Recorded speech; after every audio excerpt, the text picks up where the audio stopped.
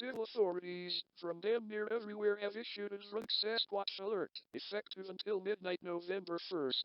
There have been multiple reports of a Sasquatch that reeks of Jack Daniels and bad disco music, running around and terrorizing little children.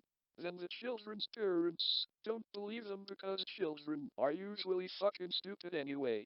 So far, the alcoholic fat bastard has terrorized children in the following states: Washington, Oregon, Nevada, and California.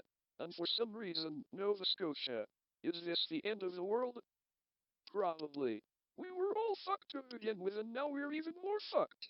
It even has people like Bubbles from the show Trailer Park Boys saying, "We are officially dealing with a fucking sand scram." There are reports that Ricky and Julian are trying to lure him to the police station with a large marijuana plant, but so far it ain't fucking working. What's that? We are now receiving reports that the Sasquatch is wearing a Yankees hat, and under his hat he is being controlled by the rat from Ratatouille. This is the dumbest shit I've ever heard in my life. Also, fuck the Yankees. Anyway, as I was saying, wait a second. Why do I hear footsteps? Holy fucking cocktober!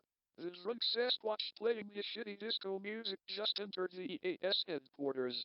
No! Do not put that empty Jack Daniels bottle up my ass.